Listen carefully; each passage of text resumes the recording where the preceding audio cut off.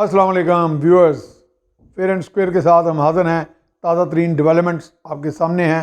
ان پہ ہم بات کریں گے۔ ایک تو سپریم کورٹ کی طرف سے رائے آ گئی، صدر کو بھجوا دی گئی، اور اس میں سینٹ کے انتخابات کے طریقہ کار کا تعین کی بات کی گئی تھی، ان سے رہنمائی لینے کی بات کی گئی تھی۔ تو سپریم کورٹ نے بھی اس پہ اپنی رائے دی، اور اس میں آئین کی جو بالادستی ہے اس کو تسلیم کیا، جیسا کہ ان سے پہلے بھی توقع تھی۔ اور اس کے بعد ہم دوسری جو خبر ہے وہ بھی ہم ڈسکس کریں گے جو اسی سے جڑی ہوئی ہے۔ اب ہم اس پہ پہلے تبصرہ کر لیں گے جو سپریم کورٹ کی طرف سے رائے دی گئی ہے۔ اب چونکہ یہ ایک مشکل کام ہوتا ہے، ججز کے بارے میں عام طور پہ یہی تصور ہوتا ہے کہ اعلیٰ ترین جو ججز ہوتے ہیں، اعلیٰ ترین عدلیہ کے، وہ دانش کا ایک مرکز ہوتے ہیں، کہ وہاں انہوں نے تمام معاملات، جتنے بھی مقدمات اور ان کے دونوں اطراف سے، بلکہ تمام اطراف، تمام فریقین کی باتیں سن کے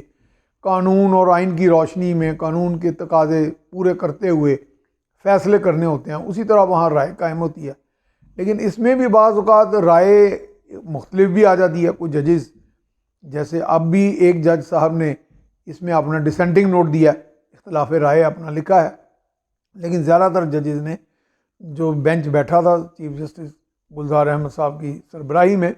انہوں نے فیصلہ یہی دیا کہ آرٹیکل 226 کا اطلاق ہوگا، یعنی خفیہ رائے شماری کے ذریعے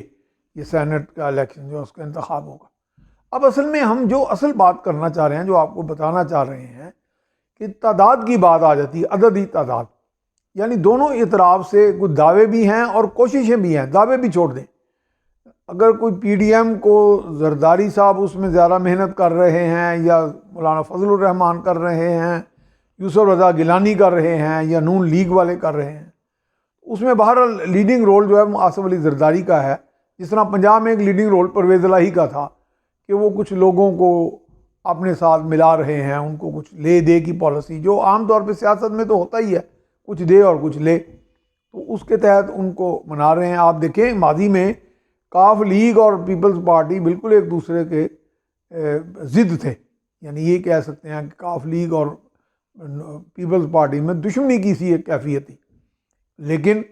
آصف علی زرداری نے ایک بڑی اچھی پالیسی کے تحت ان کو ڈپٹی وزیر اعظم بنا دیا،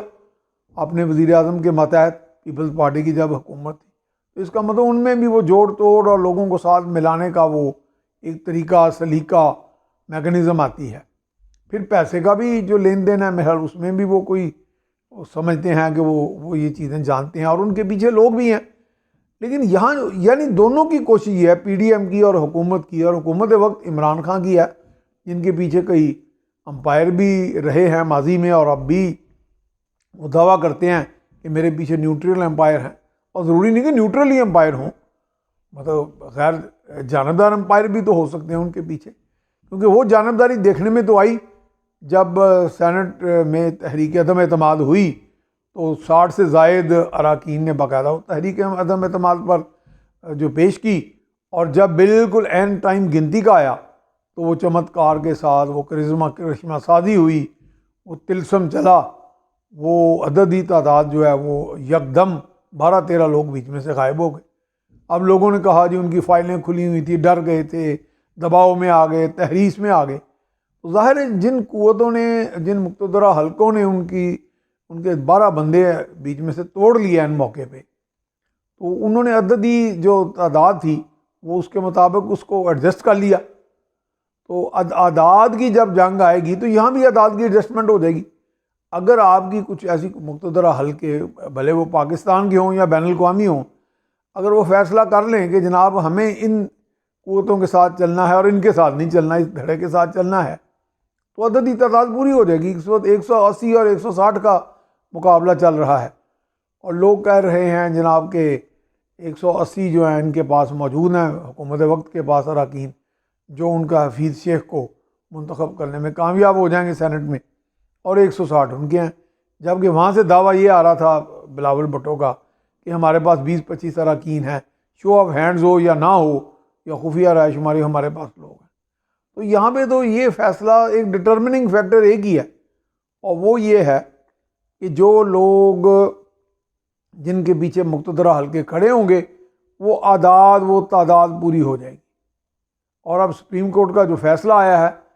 اس کے بارے میں بھی ہم آپ کو بتا دیتے ہیں کہ ہاں اس میں یہ ہے کہ ہم بتانا چاہ رہے ہیں آپ کو کہ اس میں ابھی تک تازہ ترین خبریں آنے تک جو اندر کی خبریں ہیں کہ اسٹیبلشمنٹ اور بین الاقوامی اسٹیبلشمنٹ یہ سپورٹ کر رہی ہے حکومت وقت کے جو اس وقت نمائندے ہیں حفیظ شیخ کو، کیونکہ ان کے پاس پورٹ فولیو بھی خزانے کا ہے، اور جس کے بعد خزانے کی چابی ہو وہ طاقتور حلقے بھی بہرحال ان کے ساتھ ایک اپنا تعلق رکھنا چاہتے ہیں اور میل جول اپنا تال میل توڑنا نہیں چاہتے، کیونکہ وہاں سے بہت سے فنڈز آتے ہیں، بہت سے جائز فنڈز ہی صحیح، لیکن ان سے کوئی نہیں تعلق توڑتا۔ اور ماضی میں بھی آپ کو پتہ ہے حفیظ شیخ پہلے بھی یہاں پہ ایک نومنی رہے ہیں بین الاقوامی سطح کے قوتوں کے، اور ادھر بھی، تو اس لیے اعداد کا کوئی اتنا بڑا مسئلہ نہیں ہے۔ وہ باقاعدہ ایک ٹیکنیکل طریقے کے ساتھ ایک باقاعدہ بھلے تحریر فائلیں کھلی ہوں، پیسہ ہو، دباؤ ہو، فوگ کے اندر بندے غائب کرنے ہوں، یہ سب کام ابھی جاری ہیں اور جاری رہیں گے۔ اس لیے کوئی کسی کو بھی یہ دعویٰ کرنا جو ہے وہ ہی کامیاب ہوگا جو اس دعوے کے پیچھے، جس کے پیچھے یہ مقتدرہ قوتیں ہوں گی جو ٹیکنیکل طریقے کے ساتھ اعداد کو پورا کر دیں گے، بھلے وہ آپ نے کتنا پیسہ دے کے کوئی تعداد پوری کی ہو یا کسی جوڑ توڑ کے ذریعے، تو یہ کسی حد تک یہ چیزیں سامنے آ رہی ہیں، وہ آپ دیکھ لیں گے اس کے نتائج اگلے 2 روز میں، کیونکہ انتخابات ہونے والے ہیں سینٹ کے۔ تو اس میں ہمارا تو ٹیک یہی ہے، ہم سمجھ رہے ہیں کہ شیخ حفیظ جو ہیں، حفیظ شیخ، وہ منتخب ہو جائیں گے، اور یوسف رضا گیلانی کو چونکہ ابھی تک کی خبریں آنے تک وہ سپورٹ حاصل نہیں ہے ان مقتدرہ قوتوں، ان ٹیکنیکل قوتوں کی جو ٹیکنیک کے ذریعے یہ اعداد اور تعداد پوری کرتی ہیں۔ شکریہ۔